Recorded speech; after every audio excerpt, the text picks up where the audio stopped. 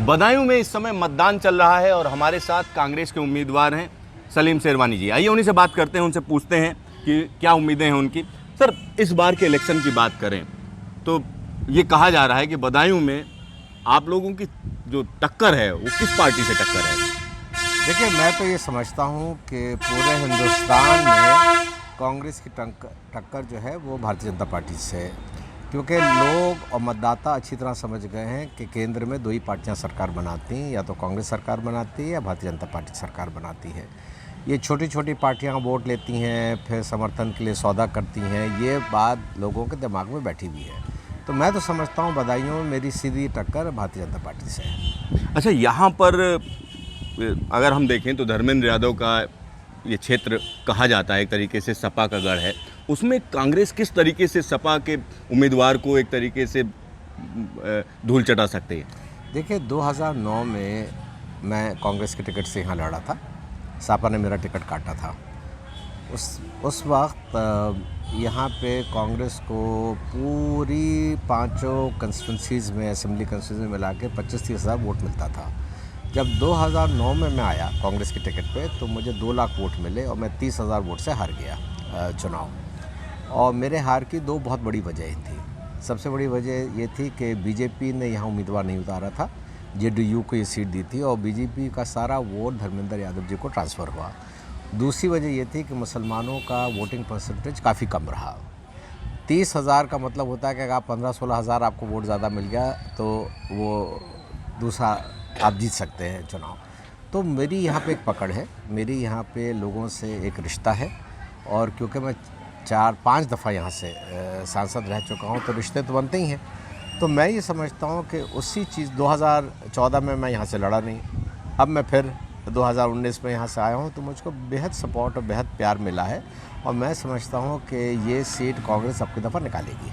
अच्छा, कांग्रेस इस दफ़ा निकालेगी आपको लगता है? क्या क्या मुद्दे जो है पब्लिक के बीच में आप लेके गए? देखिए, हमने इलेक्शन 2 चीज़ों पे लड़ा है। पहले तो हमारे जो राष्ट्रीय मुद्दे हैं कि किसानों का कर्ज़ा माफ़, 72,000 रुपये साल हर गरीब के खाते में, 6,000 रुपये महीना, फ्री मेडिकल, चाहे वो प्राइवेट मेडिकल कॉलेज हो या प्राइवेट अस्पताल हो या गवर्नमेंट का अस्पताल हो, किसानों के लिए खाद वगैरह सस्ता करने का, जो नौकरियां, बेरोज़गारी इतनी बढ़ गई है, जो वादे किए गए थे वो वापस इकॉनमी को वापस उसकी पैरों पे खड़ा करना, ये मुद्दे हमारे राष्ट्रीय मुद्दे हैं। फिर मैंने अपना चुनाव स्थानीय मुद्दों पे भी लड़ा। यहाँ पे कोई बड़ा उद्योग नहीं है, यहाँ पे जो क्वालिटी एजुकेशन लोगों को मिलनी चाहिए वो नहीं मिलती, यहाँ क्वालिटी हेल्थ केयर मिलना चाहिए वो नहीं मिलता। तो ये सारे मुद्दों पे हम लड़े हैं चुनाव। अच्छा, आप लंबे समय तक यहाँ पर सांसद रहे हैं, तो क्या उस दौरान ये सारी समस्याओं का आपने कोई निराकरण किया था? नहीं किया था। जब मैं पहली दफ़ा 84 में आया, यहाँ कोई इंडस्ट्री नहीं थी। उस वक्त मैंने राजीव गांधी साहब से कह के और JRD टाटा साहब से कह के यहाँ सबसे बड़ा प्रोजेक्ट टाटा केमिकल्स और फर्टिलाइज़र्स का लाया बबराला में। वो मेरे पार्लियामेंट्री क्षेत्र में इसलिए नहीं लग आया क्योंकि यहाँ पे हमारे पास ब्रॉड गेज लाइन नहीं थी, मीटर गेज लाइन थी, और इनका सारा मूवमेंट ब्रॉड गेज लाइन से होता था। तो मैंने कहा कि नहीं, मैं इसको खोना नहीं चाहता, आप चाहे बदायूं ही में लगा दिए डिस्ट्रिक्ट में, चाहे मेरे पार्लियामेंट्री क्षेत्र में ना आए। उसके बाद मैंने फिर जब गुजराल साहब प्रधानमंत्री थे और पासवान साहब रेलवे मिनिस्ट्री थे, मैं उन दोनों को यहाँ लेके आया और मैंने यहाँ बड़ी रेलवे लाइन, जिसको कहते हैं ब्रॉड गेज का प्रोजेक्ट शुरू किया, जो अब यहाँ हो गया। उसके बाद बहुत सारे छोटे छोटे पुल, सड़कें, स्कूल, इंस्टीट्यूशंस, पॉलिटेक्निक्स वगैरह। हमारा सैसवान का इलाका, बिलसी का इलाका, उसैद का इलाका बिल्कुल सूखा था। वहाँ मैंने ट्यूबवेल के जाल बिछवाए, 100 ट्यूबवेल, 75 ट्यूबवेल। तो पब्लिक जानती है मैंने क्या किया है। तो शेरवानी साहब, आपको लगता है कि आपके काम पर वोट मिलेगा? दूसरी एक और चीज़ जानना चाह रहे थे, महागठबंधन की जब बात आती है तो चाहे वो बीजेपी हो या उनके जो नेता हैं मोदी जी, वो कहते हैं कि ये तो ठग गठबंधन है, ठग बंधन है। तो आपका क्या नज़रिया है महागठबंधन को लेकर? देखिए, मोदी जी का तो जो भी उनके साथ आता है वो बड़ा ईमानदार होता है और वो उनके सोच में यकीन करके आता है, और जो भी उनकी मुखालफत करता है या तो वो एंटी नेशनल होता है या वो ठग होता है या वो चोर होता है। इस तरह का इलेक्शन तो मैंने अपनी ज़िंदगी में नहीं देखा। ये मेरा नवा इलेक्शन है कि इतना पर्सनल अटैक, इतना बुराई एक दूसरे के लिए। हम ये 1 महीने के लिए लड़ते हैं, उसके बाद हम सब हिंदुस्तानी हैं, हमें सबको अपने मुल्क में रहना, मुल्क की खिदमत करनी है, मुल्क को आगे बढ़ाना है। तो ये जो नफ़रत फैलाई जाती है ये मेरे हिसाब से बिल्कुल ठीक नहीं है। दूसरी बात यह है कि देखिए कोई भी गठबंधन हो, कुछ लोग सोचते हैं, इकट्ठा होते हैं, किसी आइडियोलॉजी के ख़िलाफ़ होते हैं, किसी सोच के ख़िलाफ़ होते हैं, वो उनकी अपनी अपनी सोच होती है, उसको आप बुरा कहिए, आप मुद्दों पे लड़िए। मेरा तो ये सवाल है, बहुत बड़ा सवाल है भारतीय जनता पार्टी के लोगों से कि जब आपने नोटबंदी की थी, आपने जीएसटी लगाया था तो कहा था ये बड़े ऐतिहासिक फ़ैसले हैं, एक दफ़ा कोई उनका जिक्र नहीं कर रहा, ना उन पर वोट मांग रहा है। आपने कहा था 2 करोड़ हम रोज़ी रोटी से 2 करोड़ नौजवानों को हर साल जोड़ेंगे, उस पर कोई बातचीत नहीं कर रहा है। सिर्फ इलेक्शन हो रहा है, पाकिस्तान हमला, ये आपने जो चीज़ें की हैं 5 साल में, वो मुद्दे क्यों नहीं लेके आ रहे हैं आप लोगों के सामने?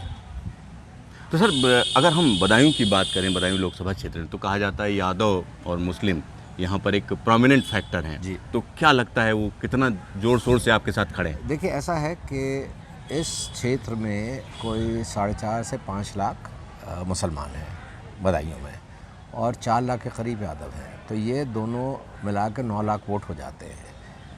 मगर अगर आप पिछला यूपी का इलेक्शन देखिए तो सारी सीट बीजेपी जीती है, एक सैसवान को छोड़ के, समझे? तो यादव भी बीजेपी की तरफ गया, दूसरे कास्ट के लोग भी बीजेपी की तरफ गए उस चुनाव में से, मुसलमान नहीं गया, उसके अलावा सब गए। अभी भी मुझे लगता है कि यादव डिवाइड हो रहा है, यादव जाएगा, बीजेपी में भी जाएगा, यादव धर्मेंद्र यादव साहब को भी जाएगा और यादव मुझको भी मिलेगा। हमने जो ये लोन माफ़ी का किया उससे बहुत किसान दुखी है इस वक्त, उसके ऊपर बड़ा कर्जा है। जितने आम हत्या पिछले 5 साल में हुई हैं कभी हिस्ट्री में हमारे मुल्क में नहीं हुई है किसानों की। तो मैं समझता हूँ ये सारी चीज़ें देखते हुए मुझे हर कौम का वोट मिल रहा है। अच्छा, ये कहा जा रहा है कि कांग्रेस जो है वोट काटने का काम कर रही है, वोट कटुआ पार्टी हो रही है और सीधा फ़ायदा जो है उसका बीजेपी को मिलने जा रहा है। नहीं, देखिए कांग्रेस सरकार बनाने के लिए चुनाव लड़ रही है। पहले एक सोच थी कि कांग्रेस और बहुजन समाज पार्टी और समाजवाद पार्टी मिलकर लड़े चुनाव, उन्होंने नहीं माना, जो भी उनकी मजबूरियां हों, और कहा कि हमने अलायंस में तो हम हैं, हमने 2 सीटें छोड़ दी, राहुल जी की और सोनिया जी की। कोई भी आपका गठबंधन होता है वो इज़्ज़त के साथ होता है, किसी के एक तरफ से नहीं होता।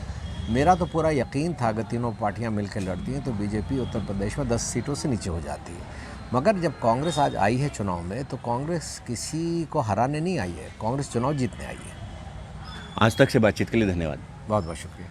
तो कैमरामैन DK शर्मा के साथ सिद्धार्थ, बदायूं।